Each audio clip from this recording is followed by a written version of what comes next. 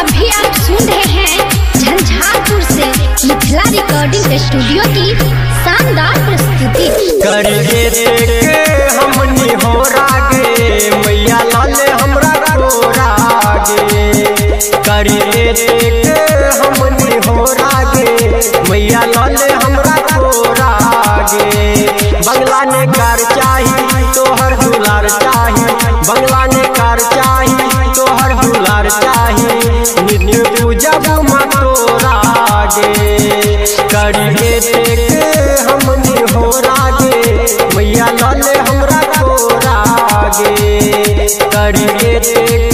हमनी हो रागे मैया लाले हमरा रागे।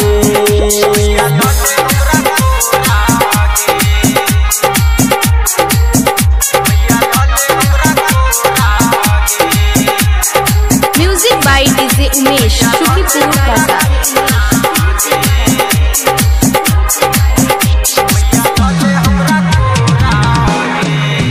तोहर महिमा महिमा सब जान जो, तोहर महिमा महिमा सब जान जो।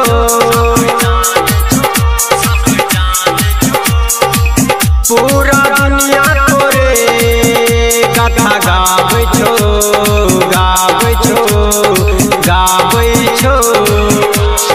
तू दुख हरनी छ तू जग जननी छ सब पूजो तोरागे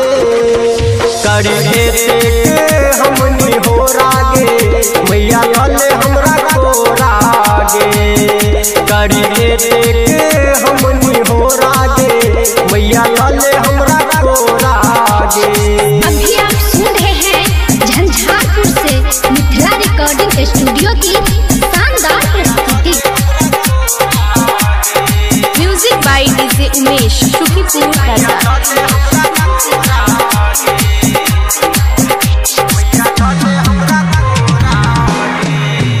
मनोकामना कामना पूरा दे सुमन के, मनोकामना कामना पूरा दे आयुष के।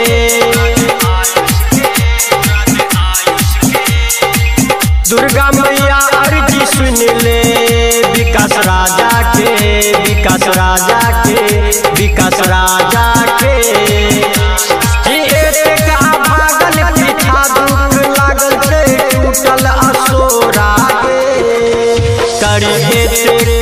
हमनी हो रागे मैया लाले हमरा रागे